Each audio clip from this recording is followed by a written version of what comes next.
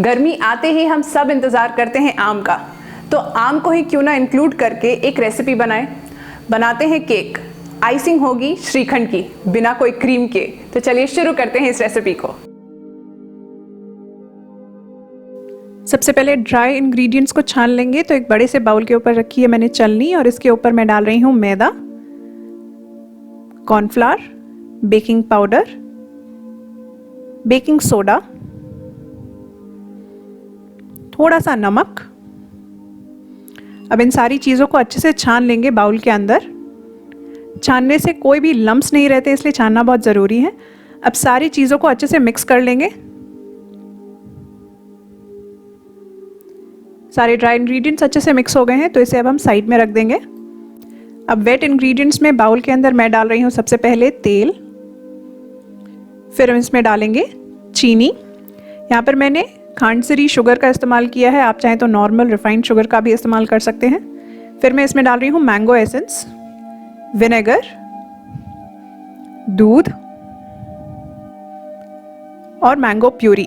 So basically मैंने mangoes के pulpy part को कट कर कर ग्राइंडर के अंदर डालकर उसे अच्छे से चला लिया, तो मैंगो प्यूरी बन गई। अब इन सारी चीज़ों को अच्छे से विस्क कर कर हम मिक्स कर लेंगे। सारी चीज़ें अच्छे से मिक्स हो जानी चाहिए, कुछ भी लम्प्स नहीं रहना चाहिए इसके अंदर, और चीनी अच्छे से घुल जानी चाहिए। तो वेट इंग्रेडिएंट्स रेडी है। अब हम अपने ड्राई इंग्रेडिएंट्स के अंदर अपने वेट इंग्रेडिएंट्स को डालकर इस तरह से मिक्स करते रहेंगे। तो धीरे धीरे अपने वेट इंग्रेडिएंट्स को डालते रहिए और मिक्स करते रहिए इसी तरह से, ताकि कोई लंप या गुठलियां ना फॉर्म हो आपके बैटर के अंदर। साइड से कोई भी ड्राई फ्लावर या आटा बचा हो आप उसे भी इनकॉर्पोरेट करते रहिए। अब ये last batch of wet ingredient डालकर मैं बैटर को अच्छे से तैयार कर लूँगी। अच्छे से सारे ड्राई इंग्रेडिएंट को वेट के अंदर मिला लीजिए। अगर आपको लगता है कि आपका बैटर गाढ़ा है तो करीब 2 से 4 टेबलस्पून आप पानी डालकर इसे फ्लोइंग कंसिस्टेंसी का बना सकते हैं। तो मेरा बैटर बिल्कुल रेडी है। मैं केक टिन को अब ग्रीस कर कर रख रही हूँ। इसके अंदर डाल रही हूँ अपने पार्चमेंट पेपर यानी बटर पेपर को, उसे अच्छे से चिपका दूंगी। फिर वापस से अपने इस बटर पेपर को ग्रीस करूंगी, ताकि हमारे केक को निकलने में बहुत आसानी हो जब वो बेक हो जाए और ठंडा हो जाएगा। साथ ही मैंने अपने माइक्रोवेव को 180 डिग्रीज पर प्री हीट कर लिया था। अब मैं इसमें डाल रही हूँ अपने बैटर को। बैटर आपका इसी कंसिस्टेंसी का होना चाहिए, अगर नहीं है तो आप दूध या पानी डालकर इसे इस कंसिस्टेंसी में ला सकते हैं। बैटर को इक्वली फैला लूंगी मैं।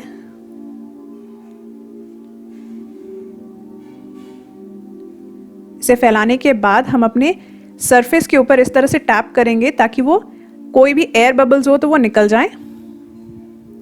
अब मैं इसे बेक करूंगी करीब 40 मिनट्स के लिए 180 डिग्रीज पर।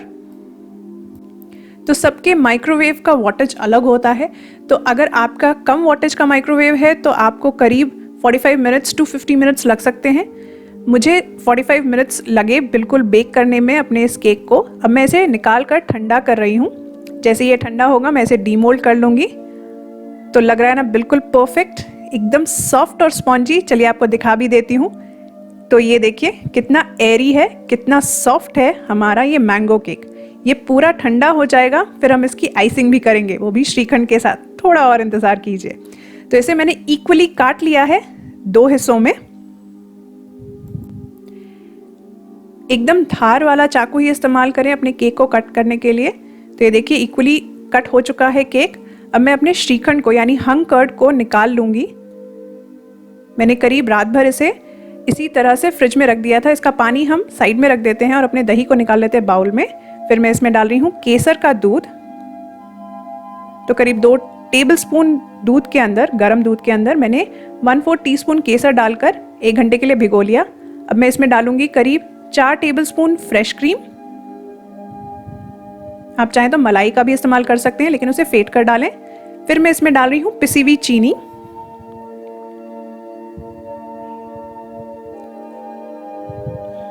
और बस हमारा आइसिंग किया इंग्रेडिएंट बिल्कुल रेडी है। हम इसे अच्छे से मिक्स कर लेंगे। आप चाहें तो हैंड बीटर का भी इस्तेमाल कर सकते हैं या विस्क का भी इस्तेमाल कर सकते हैं। तो ये देखिए हमारा आइसिंग बिल्कुल रेडी है। अपने केक को ले आती हूँ मैं। इसके ऊपर मैं अब डालूँगी शुगर सिरप। तो बेसिकली मैंने गर्म पानी किया और उसके अंदर मैंने डाल दिया है चीनी। इसी तरह से हम अपने शुगर सिरप को तैयार कर लेते हैं। तो उस पानी को तब तक मिक्स करते रहिए चीनी के साथ जब तक चीनी अच्छे से घुल ना जाए, और फिर इस शुगर सिरप को दोनों केक के बेस के ऊपर इस तरह से लगा लें ताकि आपका केक जो है मॉइस्ट रहे। अब मैं इसके ऊपर डालूंगी अपने तैयार किए हुए श्रीखंड के आइसिंग को। इसे अच्छे से फैला लेंगे हम। अगर आप चाहें तो इस पॉइंट के ऊपर चॉप्ड मैंगोज भी डाल सकते हैं। मैंने इस्तेमाल नहीं किया है, आप चाहें तो डाल सकते हैं। और फिर दूसरे बेस को इसके ऊपर रख देंगे। फिर वापस से श्रीखंड को डालेंगे इसके ऊपर, अच्छे से कवर कर देंगे केक को। गार्निश करेंगे चॉप्ड पिस्ता के साथ। पिस्ता के बाद हम इसमें डालेंगे सूखे गुलाब की पंखुड़ियों को इस तरह से साइड में ही। तो घर बैठे आप एंजॉय कीजिए एक perfect birthday party cake recipe. बहुत ही इजी, बहुत ही डिलिशियस, क्योंकि आपने श्रीखंड के साथ तो कभी केक नहीं खाया होगा। तो इस अनयूजुअल रेसिपी को ज़रूर ट्राई कीजिए। हमें बताइए कि आपको ये रेसिपी कैसी लगी। हमारे पेज को फॉलो कीजिए, इस रेसिपी को लाइक कीजिए, शेयर कीजिए, और हमारी अगली रेसिपी तक स्टे हेल्दी, स्टे ब्लेस्ड।